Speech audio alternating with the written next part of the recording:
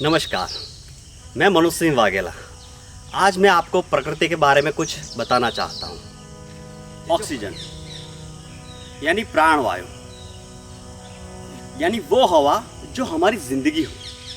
कहते हैं ना, जान है तो जहान है। तो फिर क्यों लोग अपनी ही जिंदगी से खिलवाड़ कर रहे हैं? अगर 5 सेकंड के लिए ऑक्सीजन धरती से गायब हो जाए ना, तो पूरी दुनिया में तबाही मच जाएगी। और आज थोड़े से ऑक्सीजन की कमी क्या हो गई, पूरी दुनिया में तबाही मच भी रही है। क्या आप जानते हैं, हमारे शरीर में 90% एनर्जी ऑक्सीजन की वजह से आती है और बाकी जो है वो भोजन और पानी से आती है। इंसान खुद ही अपने विनाश का कारण बन रहा है। कहते हैं, सुबह की ताज़ी हवा कई लाख की दवा।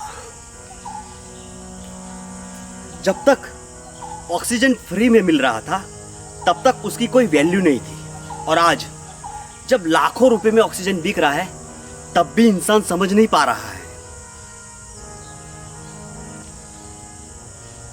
वैसे तो सभी पेड़ों में ऑक्सीजन पाया जाता है, लेकिन पीपल, नीम, बरगद, तुलसी और बांस में, इन सब पेड़ों में ऑक्सीजन ज्यादा मिलता है। ये जो जल है वो ऑक्सीजन की वजह से ही तो पृथ्वी पर टिका हुआ है।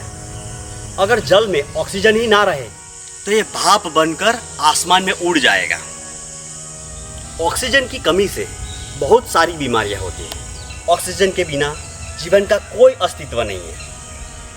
वैसे इंसान कितना स्वार्थी और घमंडी हो गया है कि ईश्वर की बनाई हुई प्रकृति संपत्ति से खिलवाड़ कर रहा है। मात्र कुछ बीमार लोगों को ऑक्सीजन देने में पूरी सिस्टम ही हिल गई, तो सोचो, जो पूरे संसार को ऑक्सीजन देता है, उस ऊपर वाले की ऑक्सीजन देने की व्यवस्था कैसी होगी? अगर इंसान को अपनी अपनी जिंदगी अपने मन के मुताबिक जीना है, तो प्लीज़ प्रकृति से छेड़खानी मत करो, नहीं तो इसका परिणाम हमको और हमारी आने वाली पीढ़ी को भुगतना पड़ेगा।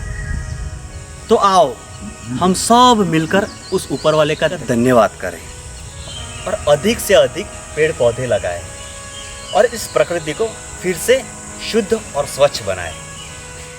कहते हैं, जब से मुंह मोड़ लिया हमने अपनी संस्कृति से, तब से शुरू हो गया विनाश का दौर मानव रचनाकृति से।